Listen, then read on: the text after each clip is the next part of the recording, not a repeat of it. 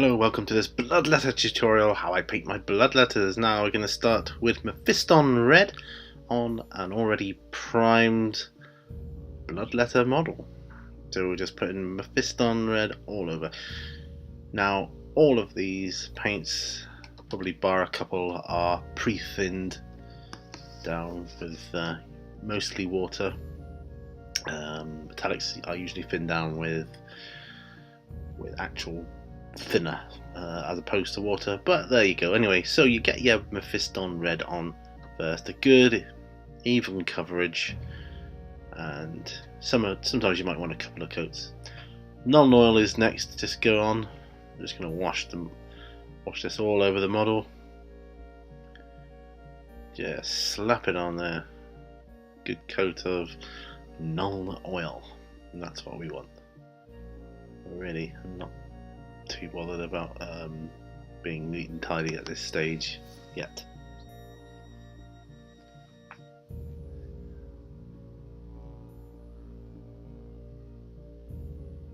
Really darkens it down, so we're going to lighten it up again now with Mephiston Red again. Back to Mephiston Red.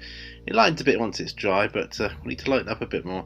And this is just a dry brush over the whole model again. Brings out some of the musculature of the model, and that's what we're looking to do.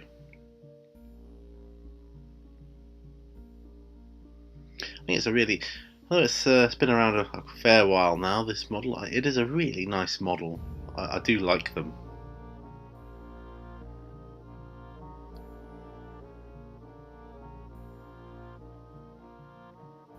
Okay. Now we're on to Evil Sun's Scarlett. Again, I was going to say again we're dry brushing, but we're not, are we? I forgot that I actually layered this on. So this is obviously how I did it. Good job I make these so that I can remember. So if I want to get any more Bloodletters in order to keep continuity in my army, I would watch my videos. It's good as kind of a notepad. I was in two minds actually as to whether to layer it or to dry brush it again. And obviously I plumbed for the layering.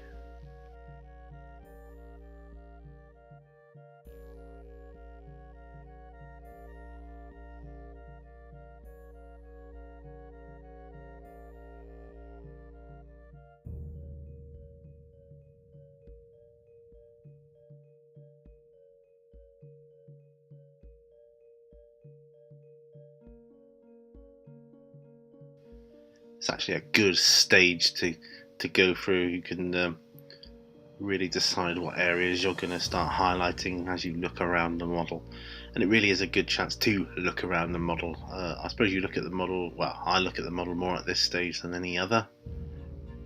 I think if I think, oh, I want some extra highlights on these parts, then this is where I decide where they're going to go, and obviously what colour.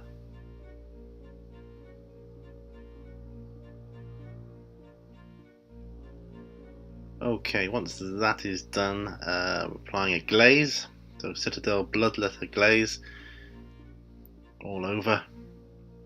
It's one of the few times you slather on a glaze, I think, is on a model such as this, where it's mostly reds, or mostly one colour.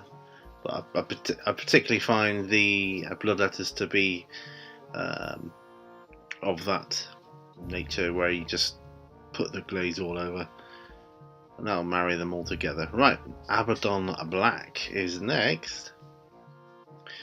So we're going to go for things like claws and horns and things like that.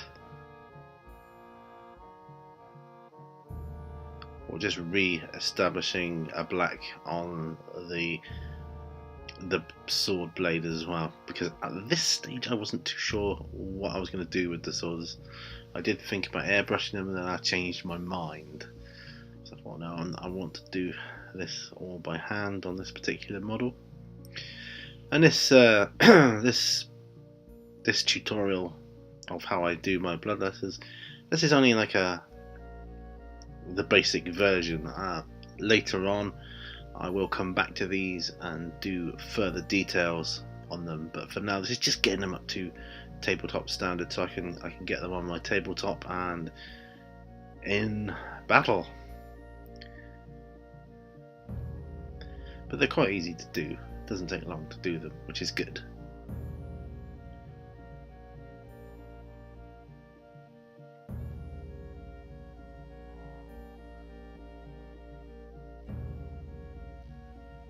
Absolutely love the poses. Some great poses there. Okay, once that's done, we are going with P3's Jackbone. And we're doing the teeth. So it's a small area, but the Jackbone, it's not white, which is better. Now once you've done that, put an Agrex Earth shade over top of it, obviously waiting for each layer to dry. Now we're going on to Wild Rider Red. Now this is the dry brushing, where I dry brush. I was getting a bit confused earlier as to which stage I was. A while ago since I actually did this model. Now I'm coming back to do the voiceover for the tutorial. It's like, oh, what did I do? Anyway, right, Uriel Yellow. That is kind of an interesting one because I'm doing the blades now. And I just wanted some lines on the blade, really. Essentially, I didn't know where I was going with these blades, and this is excuse me. This is going to be one of the areas where I'm going to do further details later on. So I just did the sides and the centers and a couple of like wavy lines in the middle, and what I'll do later on is I'll put some extra highlights on those to show you exactly what I had in mind for this. I think it's a cool effect anyway, and I rather like it a lot, and it's eye-catching, so that's what matters to me. You just got to do whatever you want for your army, really. Alright, Emperor's Children. Now this was for the tongue, which again is a small area, but one which kind of really brings the model to life, I feel, once you start working on things like that. It really does wonders for the kind of realism of it. Blighted Gold I went for next, and that was just for the pommel of the sword and the hilt. I will be coming back to the tongue, don't worry.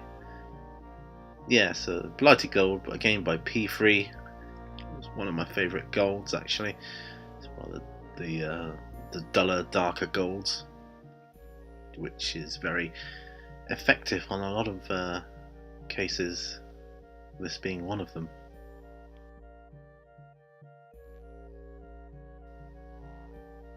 Again, these golds are another area where I will be coming back at a later date to do further detail work. Seems to be all on the sword, doesn't it? There will be other areas as well, though. And once that's done, of course, I'm coming back with the Agrex Earthshade on the gold areas. And it's just neat from the pot, no filling down there. I don't usually thin down shades. Stormhost Silver is next. Now I just did a couple of little dots in the eye as a silver base background. Purple tone next for the tongue by army painter Warpaint. It's a rather nice purple shade, nice and dark. I love it. I also filled it in on the eyes as well, so that's why I did the eyes silver to start with. Okay, onto the base of it now. Sterland Mud base, and I'm using my Citadel texture tool just to pop that base layer on there. It's a nice gravelly, gritty texture to it, which I use for a lot of my models. I gotta say, an absolute load of my models I use these for. Once that's dry, I didn't come back with a wash. I went in with dry paint and Longbeard Grey because of other Chaos models I've already done.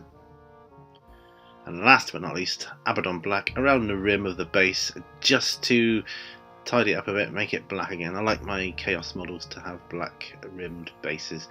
And there we are, that is it. As I say though, this isn't the finished product, this is just my tabletop standard, so that I can get it on the tabletop and in battle.